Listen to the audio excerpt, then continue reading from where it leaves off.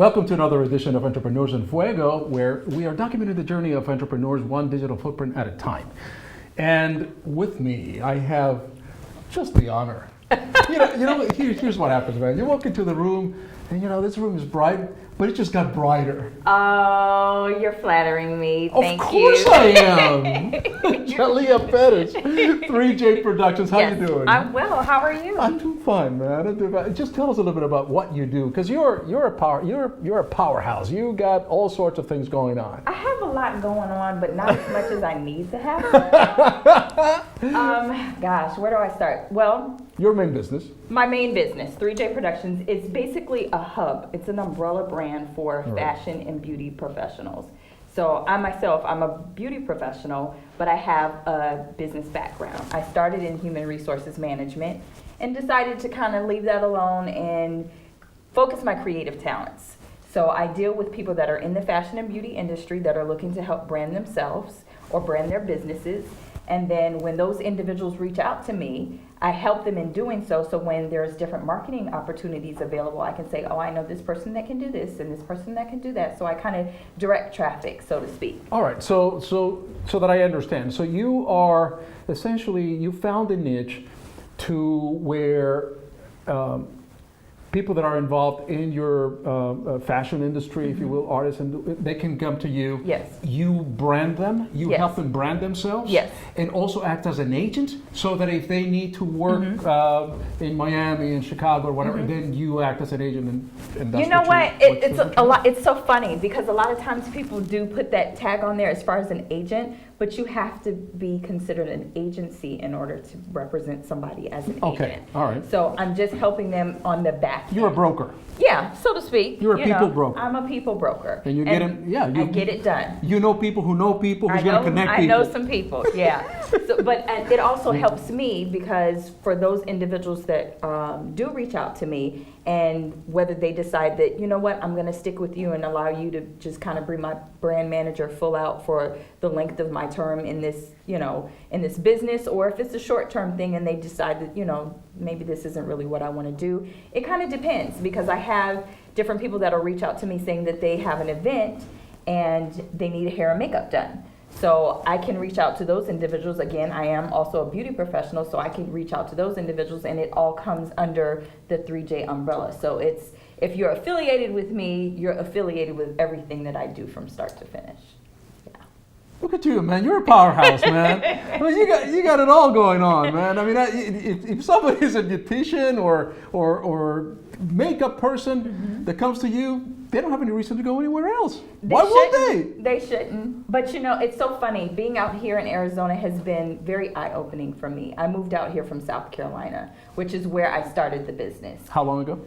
I moved here from South Carolina in 2012. All right. So I started the business in 2007. And why is this eye-opening? It's eye-opening because this market is totally different than being there. There's more challenges in the sense of having to come to a new location and rebrand yourself all over again.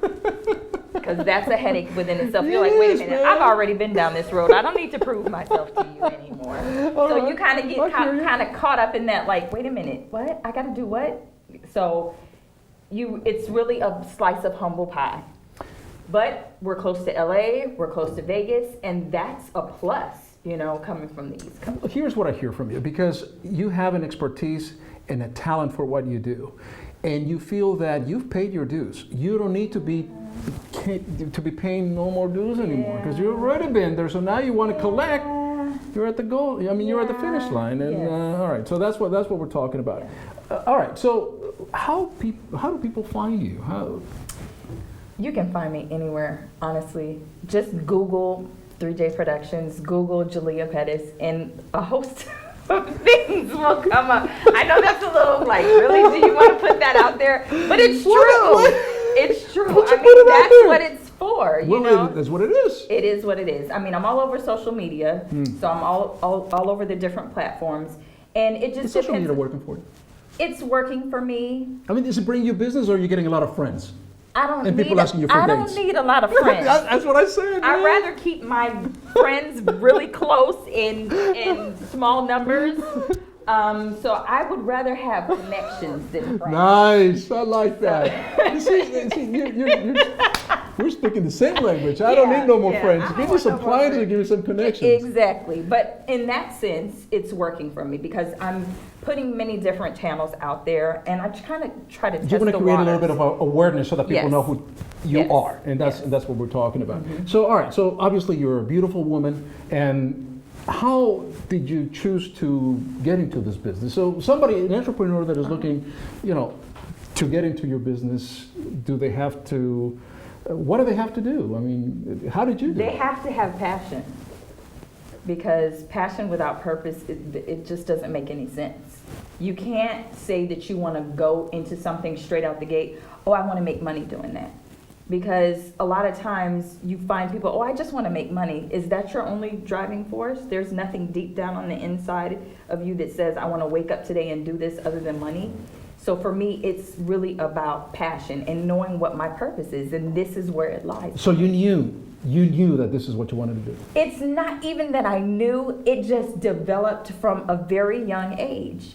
And a lot of, people always tell you, oh, you should do this, you should do that. And whatever, I don't need you to tell me what I need to do. And that's where it came. It's like, dang, I'm kind of bossy, so maybe I should kind of be an entrepreneur, because I don't want anybody else telling me what to do. You strike as a very independent woman. They don't like people telling you what to do. Yeah, and I don't mind working within teams. I'm a great collaborator. I love being a part of a strong team. Right. But at the same time, you better come with your stuff together. Oh, yeah. Don't mess with me with the nonsense. Let's get it done. I always say I like to surround myself with people that are a lot more intelligent than I when we're in a meeting, when they're in a room, so that I can feel like I'm contributing a little bit here, a little bit there, but everybody has to bring it. They have to. I hate being in a situation where I'm the only one that's throwing out ideas, and then you turn around and it's like, wait a minute, I just gave you that idea and I see you utilizing, I thought we were brainstorming. Right. So it really just kind of starting out, like I said, it starts with passion. It really, for me, started with passion. And having the HR background just really helped me on the business aspect. And then knowing how to deal with people, because I enjoy having a good time. I like being that social butterfly that anybody can talk to. And for me, that's great. I want anybody to be able to come up to me and have a conversation with me. And, whether it's just a regular conversation or it's something that leads to business, that's fine too. But, I want to be able to plant seeds wherever I'm going. Do you find yourself, when you talk to the people that seek you out for your services, do you find yourself, I don't want to use the word evangelizing them, but rather teaching them, hey, you got to be approachable. You have to, because there's got to be people that come to you that may not necessarily be that approachable kind. I mean, they might have some talent, but you're like, hey, smile a little bit, or lower your walls a little bit. Right. Do you find yourself doing that? Oh, yes. All the time. Because honestly, a lot of people used to tell me that they thought that I was a snob. So it started with me. It was like, okay, how? When I'm always willing to kind of talk to people, but I had to kind of check myself, like, okay, what is it exactly that I'm putting out there that's making people think that way? And I had to start exhibiting what I was asking other people to exhibit. And for me, it was all about, okay, again, planting that seed. So yes, it's almost like evangelism. I know what my purpose is in life, and this is exactly what it is.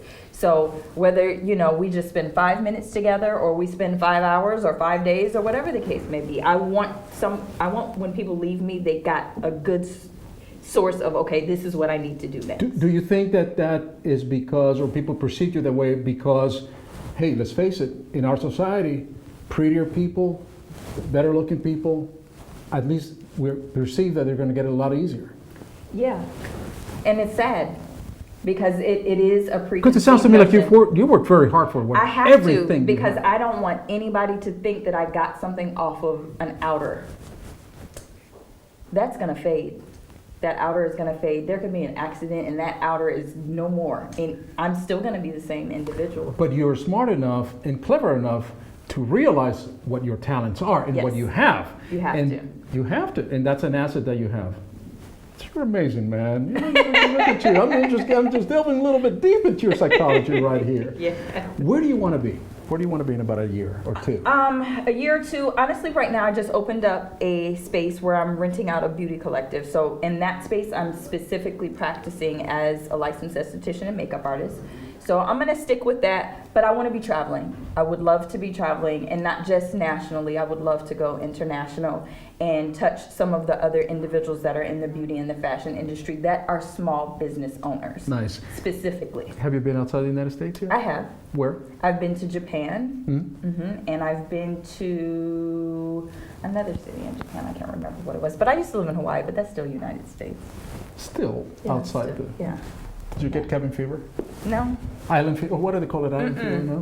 I loved Hawaii and I love Japan, and I would love to go visit again and again and again. Put in your suitcase, man, Yes. because I'm going there, man. I need to get out for a little vacation. Yeah.